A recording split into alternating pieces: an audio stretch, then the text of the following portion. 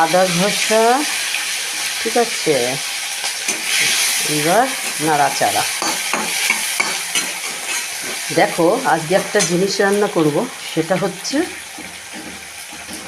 পরে দেখাচ্ছি কী রান্না করবো, বুঝলি তোমাদের আস্তে আস্তে, ঠিক আছে। এবার টমেটোর মধ্যে নুন দিয়ে দিচ্ছি, কেন দিচ্ছি, কারণ টমেটোটা যাতে গলে যায়, ঠিক আছে।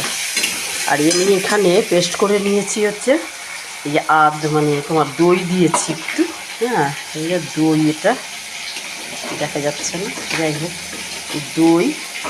আর এখানে আছে কাজু কিশমিশ বাটা, একটু লঙ্কার গুঁড়ো, হলুদ গুঁড়ো, আর হচ্ছে তোমার ধনে, সব কিছু মিশিয়ে যেটা রাখি সেটা আছে। তার সঙ্গে খালি জাস্ট হচ্ছে দই আর হচ্ছে তোমার চালমগজ একটু, আর হচ্ছে কাজু কিশমিশ, এটা দিয়েছি বাটা, ঠিক আছে। এবার হচ্ছে মশলাটা মিক্স করে নেব একটুখানি ভালো করে।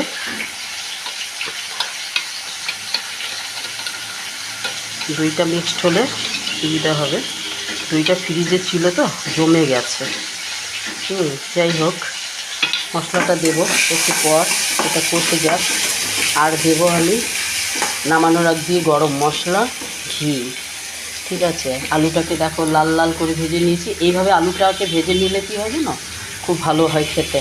এটা করবো একদম দই আলু, মানে দই দিয়ে আলু করছি যেমন, হ্যাঁ, দই দিয়ে আলুর দম দারুণ লাগে খেতে, একটু করে খেয়ে দেখো। এবার মশলাটা আমি একটু দেবো এর মধ্যে।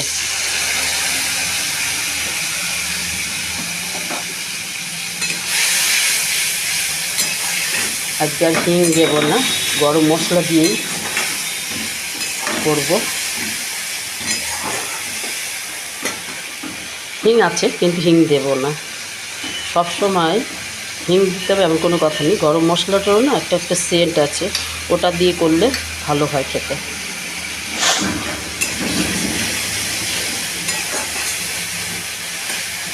টমেটো দেখেছো কি সুন্দর গলে গেছে। মশলাটা যত সুন্দর কষা হবে তত সুন্দর তার টেস্ট হবে।